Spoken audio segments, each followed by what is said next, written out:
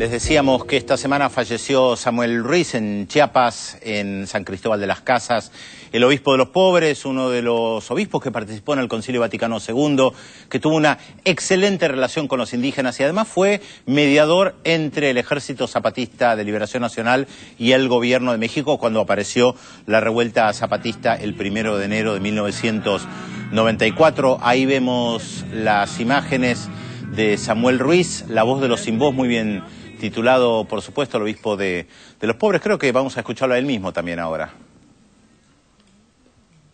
Que la guerra no es camino para la paz. Háganos ustedes imposible la guerra. Emprendan ese camino, no nos dejen solos. No es un movimiento armado que quiera conquistar el poder, sino que invita a la sociedad civil, único sujeto de la transformación, a que participe cívico-políticamente en esa transformación. Hombres, niños y mujeres, el esfuerzo siempre... Y para comprender lo que significó la figura de Samuel Ruiz, no solamente para México, sino también para América Latina, está con nosotros Rubén Dri, teólogo, filósofo. Lo conoció, por supuesto, a Samuel Ruiz, además autor de muchos libros sobre teología. El libro La utopía de Jesús, búsquenlo, es lo mejor que se ha escrito sobre la figura de Jesús desde una visión sociológica. Gracias, Rubén, por estar con nosotros hoy. No, muchas gracias por la invitación, la verdad que es un honor que me hayan invitado. A ver, Rubén, ¿lo conociste a Samuel Ruiz? ¿Qué representó Samuel Ruiz? No, yo lo conocí a Samuel Ruiz porque yo estaba también en el exilio mexicano y con Samuel Ruiz pertenecemos a la misma generación. La generación que tuvo una educación completamente tradicional, que tuvimos la suerte de pertenecer a la época del Concilio Vaticano II. Ahí tenemos podríamos decir, nuestra primera conversión.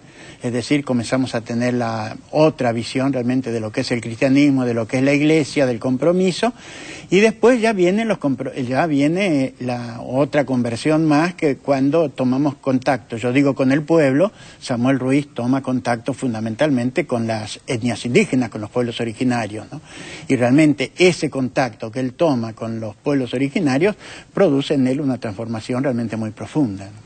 ¿Y cómo analizas, Rubén, este fenómeno, esta participación de los obispos, acompañando en algunos casos la lucha de los pueblos, la defensa de sus intereses, o en otros casos inclusive poniéndose al frente? ¿Qué es lo que representa hoy ese papel de los obispos? Bueno, lo importante es que con el Concilio Vaticano II, al abrirse un poco las estructuras de la Iglesia, es que tomamos conciencia realmente de que la Iglesia se encontraba muchas veces de espaldas a lo que eran los verdaderos intereses populares, o sea, de la gente oprimida, que en realidad eran los sujetos a los que nosotros teníamos que realmente atender en primer lugar, ¿no? Y lamentablemente, digamos, a partir de Juan Pablo II, digamos, se ha vuelto en gran parte atrás de esto, ¿no? Es decir, hoy no tenemos obispos como Samuel Ruiz, como, por ejemplo, Sergio Méndez Arceo, que es de la época de Samuel Ruiz, como Arnulfo Romero, como Angelelli, como Jaime de Nevares, por ejemplo. A mí, Samuel Ruiz me hace acordar mucho a Jaime de Nevares, o Jaime de Nevares me hace acordar mucho a Samuel Ruiz, porque Jaime de Nevares tenía compromiso con los sectores realmente populares, con las etnias propiamente del Tucumán, pero además con los criollos, ¿no es cierto? Samuel Ruiz, sobre todo con las etnias indígenas, o sea, con los pueblos originarios, con una gran libertad. Digamos, son obispos que consiguieron una gran libertad a pesar de pertenecer a una institución como la Iglesia Católica. Ahora, Rubén, en la opción de los pobres de la teología para la liberación de la década del 60 hacía mucho hincapié en el tema de la clase obrera. Muchos sacerdotes se convirtieron en obreros, en trabajadores, iban a vivir a las villas miserias, pero no veían tanto la cuestión indígena. ¿Samuel Ruiz fue un pionero en eso? Samuel Ruiz fue un pionero porque le tocó precisamente una zona donde las etnias indígenas son mayoría y además muchas etnias indígenas. De manera que el contacto con el pueblo para él fue fundamentalmente el contacto con las etnias indígenas y esto hizo que realmente fuese en este sentido un pionero, planteando incluso una problemática nueva como es no solamente la teología de la liberación, sino la teología india o la teología aborigen. O sea, porque la teología de la liberación no es un armado de nuevos dogmas, de nuevas verdades, sino que es una mirada distinta. La mirada hecha desde el oprimido. Y cuando el oprimido entonces no es simplemente el trabajador, sino que el oprimido es un pueblo originario que puede ser negro, que puede ser mestizo, te replantea entonces, bueno, ¿con qué teología estás trabajando?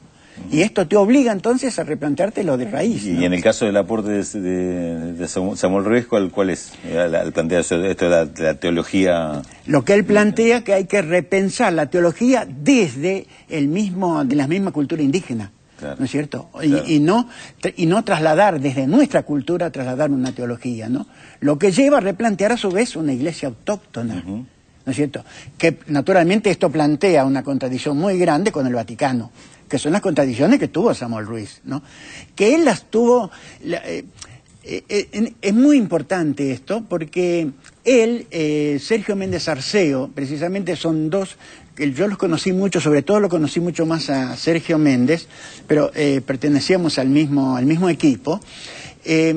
Planteaba precisamente cómo una nueva teología, una nueva manera de ser iglesia, pero que al mismo tiempo tratase de no romper con el Vaticano para no quedar aislados, ¿no es cierto? Para no quedar completamente marginados, digamos, donde hay una visión política, donde hay también muñeca política, ¿no? Y en este sentido, es admirable que Samuel Ruiz no haya terminado fuera de la iglesia como institución, ¿no? Y hoy hay otros sacerdotes que toman esta misma bandera, digamos, de la teología indígena. Sí, hoy ya esto, bueno, está incorporado en gran parte, ¿no? Sí. Digamos, se está trabajando en ese sentido. ¿Y la relación con los zapatistas? La relación con los zapatistas tiene que ver con que, a ver, el zapatismo no es una casualidad que surja en Chiapas, ¿no? No solamente porque ahí hay un conglomerado de etnias indígenas de los pueblos originarios, sino porque ahí ha habido una preparación en la línea de la teología de la liberación liderada por Samuel Ruiz.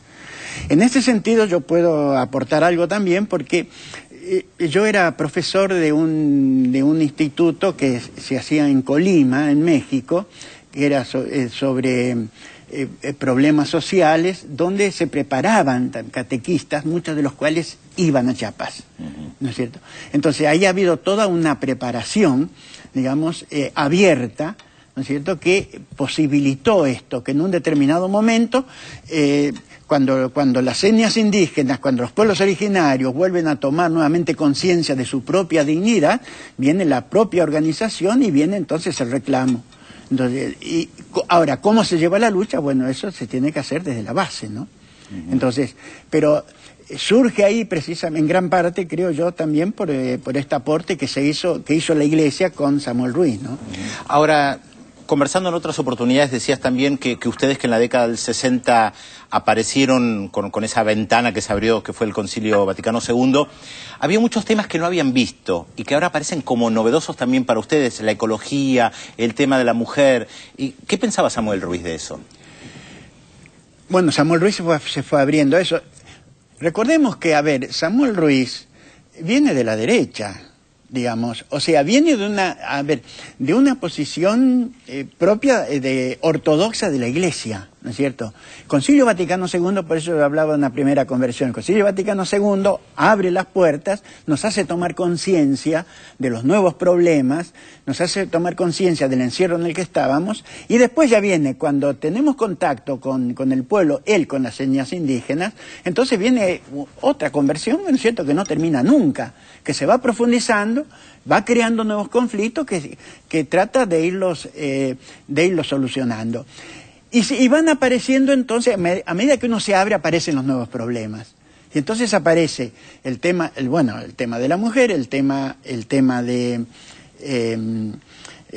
la ecología, por ejemplo, ¿no? Del tema de los indígenas, ¿cierto? Son todos temas, ¿no es cierto?, que nosotros en ese momento no los teníamos, como que eran temas marginales, ¿no? No eran temas que nosotros, en los cuales hubiésemos tenido plena conciencia. ¿Era la influencia más clásica del marxismo de lucha de clases, clase contra clase? Bueno, ahí viene un tema importante que es el tema del marxismo. Yo creo que el marxismo, mejor dicho, Marx, la concepción de Marx, lo que aporta Marx es fundamental para hacer cualquier análisis de la realidad social política. Naturalmente tenés que pasar por Marx. No solamente por Marx, porque va a tener que pasar también por Max Weber, también por Freud y por muchos otros, ¿no es cierto?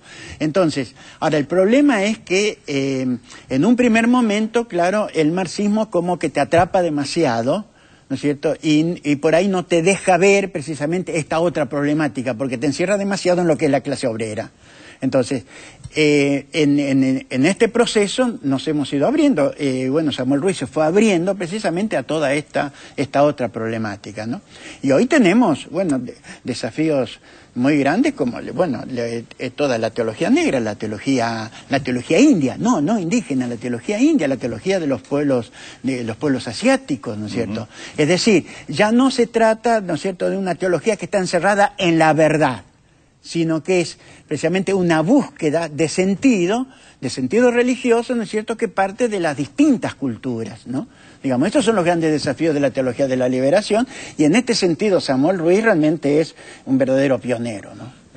Hablabas antes de conflictos, y obviamente los conflictos que tuvieron todos estos sacerdotes que asumieron esta posición de compromiso con la cúpula de la Iglesia, pero también tuvieron conflicto con los factores de poder en cada uno de sus países, ¿no? Si uno tratara de comparar lo que fue esta etapa de Samuel Ruiz, lo que significó el de El Salvador, en Brasil, en Argentina mismo, estos distintos sacerdotes que fuiste mencionando dentro de esta corriente, en el momento y la confrontación con el poder que tenían entonces, y hoy mirara hoy, ¿cuál es la situación de relación con los factores de poder? ¿Están mejor o peor? No, ahora está, a ver, de parte de lo que es propiamente la jerarquía católica en general estamos peor, porque la jerarquía católica en general acompaña a los poderes de dominación. Digamos, ha hecho este pacto con los poderes de dominación, y esto lo vemos en Venezuela, lo vemos en Bolivia, lo vemos en Ecuador, ¿no es cierto?, lo vemos en Nicaragua, ¿no es cierto?, no acompaña de ninguna manera los procesos populares, como gran parte de la jerarquía sí acompañaba en la década del 60, en la década del 70, ¿no? En este momento no, pero sí tenemos curas que sí acompañan. O sea, ahí, digamos, hay algo que yo creo que no muere, ¿no es cierto? Lo que surgió a partir del Concilio Vaticano II, sobre todo en toda Latinoamérica, esto no muere, ¿no es cierto? Esto que se ha sembrado no muere, pero no es una época floreciente esta, es una época más bien de mucho trabajo de base, de mucho acompañamiento de base, pero digamos no se puede encontrar eco propiamente en la jerarquía, ¿no?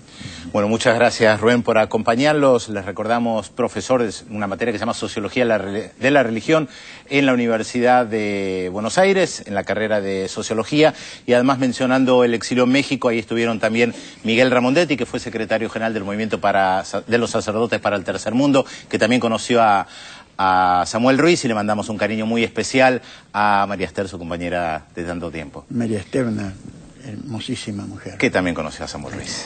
Gracias, Rubén.